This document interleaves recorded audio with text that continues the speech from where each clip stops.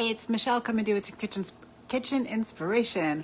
I am making a sheet pan dinner tonight.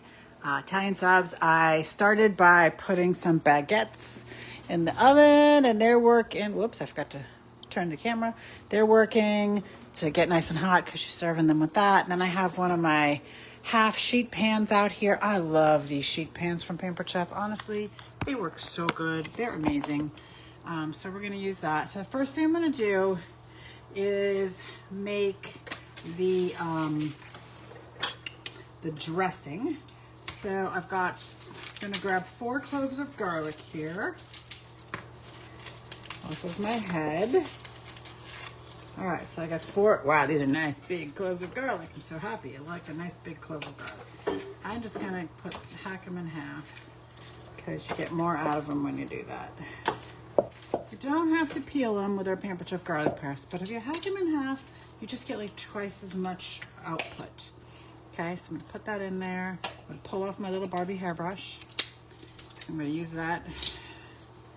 So you just give it a little squeeze, and open it up, use the same piece to grab your peel.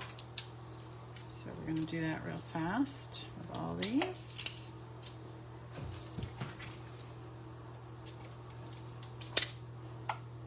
That one was a little big. Okay.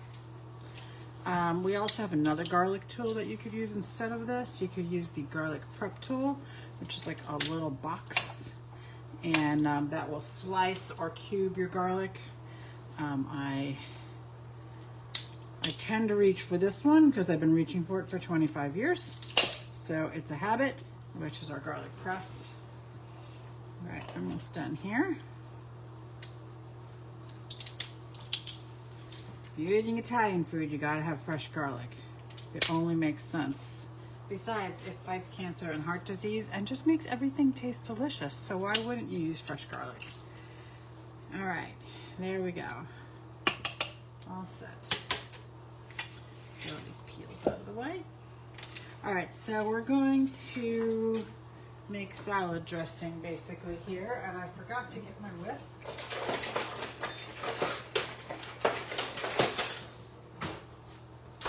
All right, so we're gonna put in a couple tablespoons. This is oregano.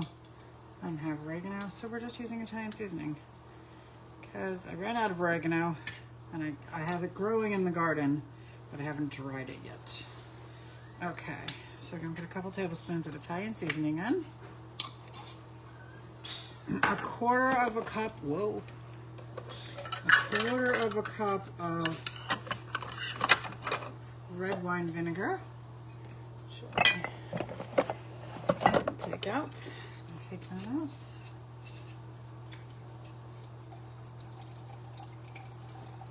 If you don't have red wine vinegar, use white. Red is just more traditionally Italian. It does have a slightly different taste, but it's not going to make a huge difference in your food. And a quarter of a cup of olive oil. And this is salt and pepper, but honestly, we're going to use a lot of salty stuff. So I'm going to skip the salt. You can always add salt at the table is my attitude, but I will put pepper in. If I'm using salty ingredients, I tend to not put a lot of salt in. Okay. And I got my small stainless whisk. Sorry, that's a nasty noise. This is one of our old bamboo Pampered Chef bamboo bowls. I'm just gonna set that to the side for a second, and we'll get the rest of our ingredients together. Oops, lost my recipe. I touched it on accident and it disappeared. So let's get it back. Here we go. Okay, so this is radicchio, which is like it's kind of a red cabbage type of ingredient. So I'm gonna slice this. I'm leaving it attached to the stem so it doesn't disintegrate when I toss it with the salad dressing. And then when we eat it, if it's soft, we can eat the stem. If it's not soft, we'll just cut around it. All right, put that in. I've got a red onion. Lots of red things in here. You'll see what I mean in a minute, because I got radicchio, red onion, then I have a whole package of grape tomatoes. So 3 different red items. Okay, so we're gonna cut this same way, kind of wedged. Those in there. This is my 5-inch Santoku knife.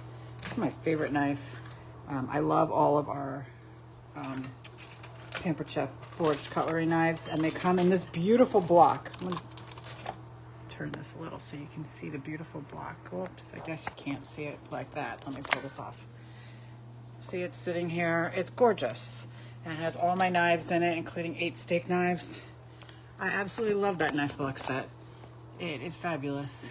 And it is it's in such beautiful shape. I've had it for, I don't know, probably 5 years now. The previous set I had for 10 years, and then now it lives in my daughter's kitchen. So they have the lifetime guarantee. They are amazing. All right, so I'm tossing these veggies with, was I supposed, you know what? I'm supposed to put one more thing in here before I do this. And that is some hard salami.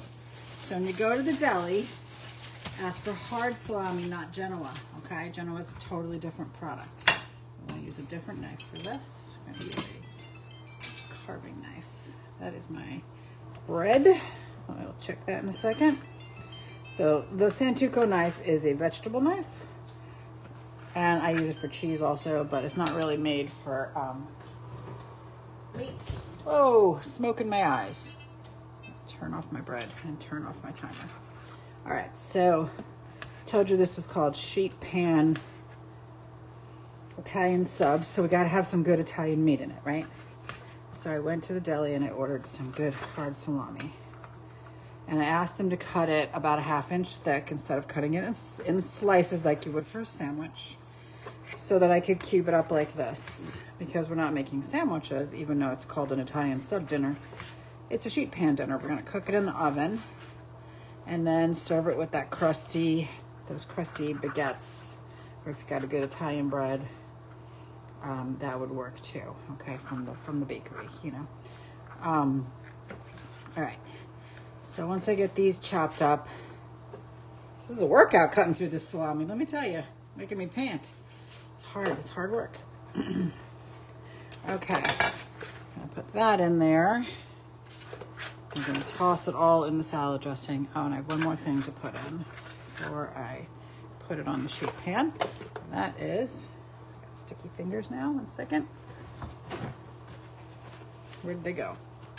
They were here, here. A can of chickpeas. So I'm gonna grab my smooth edge can opener, put it on the front of the can, turn it till it grabs it, spin. It's very easy to use, even if you have carpal tunnel or arthritis in your hands. Keep going till it makes that clicking noise that it just did. Turn it a couple more times. It's still holding on. Turn it the other way, then you use the little bird beak. Grab that right off. I'm gonna drain these.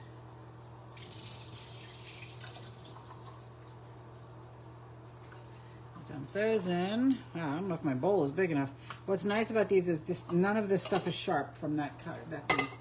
Okay, and the last thing I forgot to, oh, you know what? I threw my tomatoes in and I was supposed to cut them. Oh well. I didn't cut them, I just threw them in. So we're gonna eat them not cut. Actually, I kind of like them better in the oven when you don't cut them anyway. Though you do have to be careful when you don't cut the tomatoes, because what'll happen is they turn into little bombs. They're very, very hot on the inside. So you just want to be very careful when you go to eat them. All right. I'm gonna put this on the sheet pan. Smells great. Haven't even done really anything to it yet, and it already smells really good with the oil and the vinegar and the garlic. It smells fabulous. Okay. Just gonna stretch this out on the sheet pan and get those big hunks of onions separated so that they cook. Let's see, did I put everything in? Garlic, oregano, black pepper, vinegar, oil, chickpeas, salami, onion, radicchio, grape tomatoes. Oh, I missed one ingredient.